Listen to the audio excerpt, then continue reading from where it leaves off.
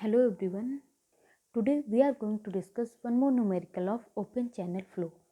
In this numerical हमें most efficient cross section area find करनी है एक ट्रेपेजॉइडल शेप के चैनल के लिए, जिसमें जो हमारे डिस्चार्ज है वो इतना होना चाहिए, मैनिंग कांस्टेंट दे रखा है, स्लोप्स वगैरह दे रखी है।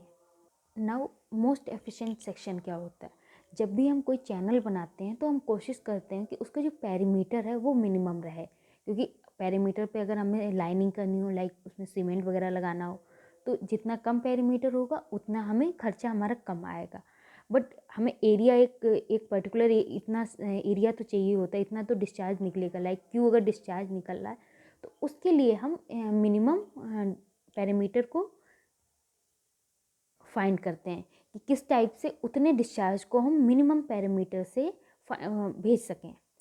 सो इसके लिए हमें क्या करना होता है कि हम पेरीमीटर को डिफ्रेंशिएट करते हैं एंड इक्वल टू 0 करते हैं। देन उसके बाद जो हमें डायमेंशंस मिलती है वो हमारी मोस्ट एफिशिएंट सेक्शन के लिए होती हैं। Now rectangular and trapezoidal section के लिए अगर रेक्टेंगुलर का देखा जाए तो उसके लिए अगर जो हमारा मोस्ट एफिशिएंट होगा तो उसमें क्या होगी, जो हमारी वाई है, डेप्थ है, वो किसके इक्वल होगी, BY2 के इक्वल होगी। एंड जो हाइड्रोलिक रेडियस होती है वो भी वो बाई 2 के इक्वल होगी।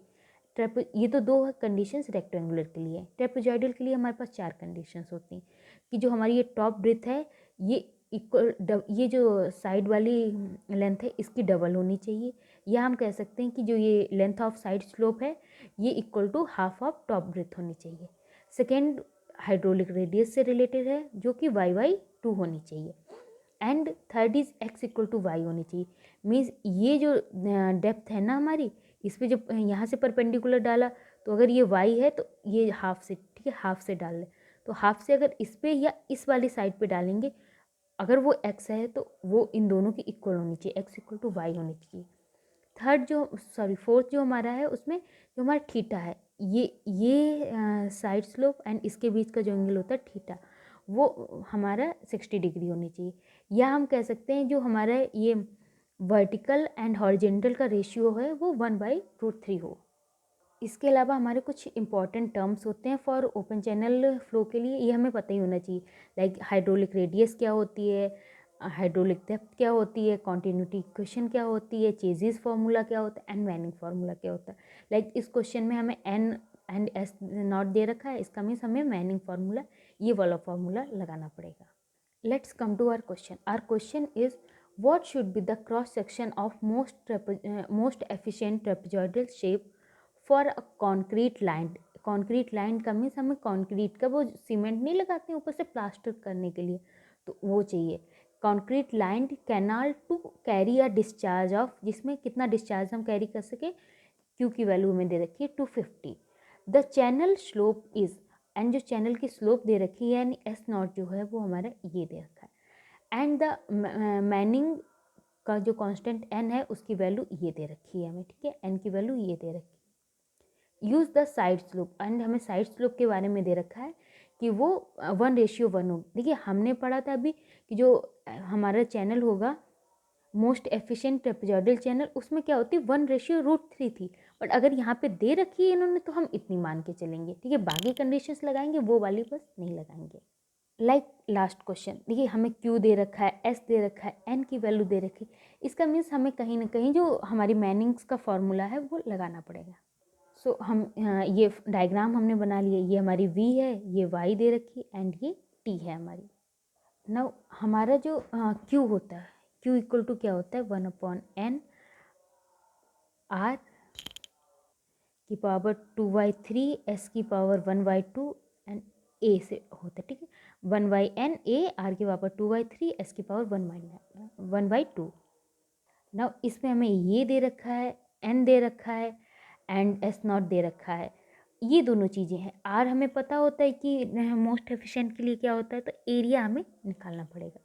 हम कोशिश करेंगे इनको दोनों को y के टर्म्स में निकालेंगे, तो y के टर्म्स में निकालेंगे, एक कांस्टेंट होगा हमारा, एक हमारा वेरिएबल होगा, उसको हम इजीली फाइंड कर लेंगे एंड हम उसकी हेल्प से जो क्रॉस सेक्शन है वो फाइंड कर लेंगे।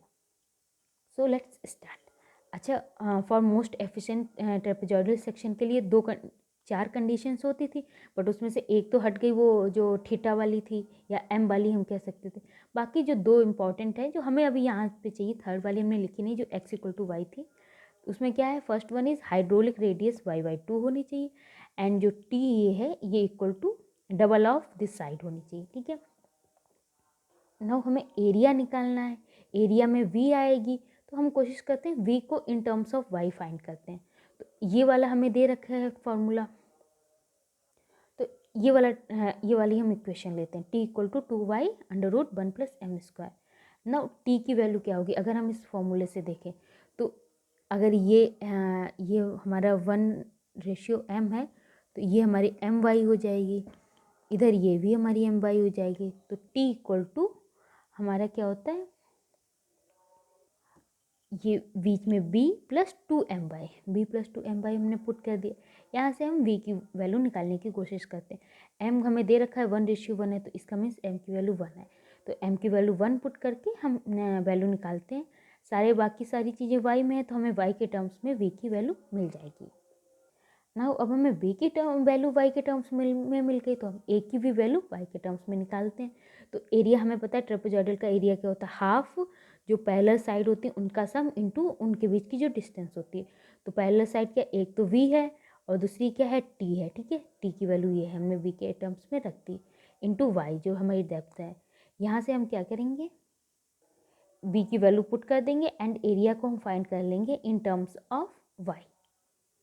नाउ हमें area in terms of y मिल गया, r तो हमें पहले से y के टर्म्स में पता है, तो हम मैनिंग्स इक्वेशन लगा देंगे, सारी चीज़ें इसमें पुट कर देंगे। q की वैल्यू हमें दे रखी है, n की वैल्यू दे रखी है, s की वैल्यू दे रखी है, a और r की वैल्यू हमने निकाल ली है। r की वैल्यू हमें पता होती थी, a की वैल्यू हमने निकाल ली। तो अब हमारे पास एक वेरिएबल है उसको और एक इक्वेशन है, ईजिली हम फाइंड कर लेंगे। मीन्स जो डेप्थ हमें चाहिए अपने एफिशिएंट चैनल के लिए वो इतनी होनी चाहिए। डेप्थ निकाल ली तो हम डेप्थ की हेल्प से ब्रेथ भी निकाल लेंगे कि उसकी ब्रेथ कितनी चाहिए होगी हमें। सो दीज आर डायमेंशंस, ये इस डायमेंशंस के हमें चैनल डिज़ाइन करना है, चैनल चाहिए जिसमें फ्लो इतना हो सके। तो ये दोनों आ गए तो हम इजीली पैरामीटर निकाल लेंगे। पैरामीटर के उसमें v और y की वैल्यू पुट कर देंगे, तो हमारा जो क्रॉस सेक्शन चाहिए उसका पैरामीटर इतना होना चाहिए, एंड उसका एरिया यहाँ पे अगर y की वैल्यू पुट कर दें इतना होना चाहिए। एंड एरिया आ गया तो हम देखो हमें क्या मिल गया, पैरामीटर मिल गया, एरिया मिल गया। अगर हम टॉप ब्रेथ का पता करना चाहें तो टॉप ब्रेथ क्या चाहिए हमें, टॉप ब्रेथ में b एंड y की वैल्यू पुट कर दें, वी विल गेट दिस। सो इस कंडीशन के लिए जो हमें चैनल चाहिए होगा वो उसका पैरामीटर ये होना चाहिए, एरिया ये होना चाहिए एंड टॉप ब्रेथ ये होनी चाहिए। Thank you.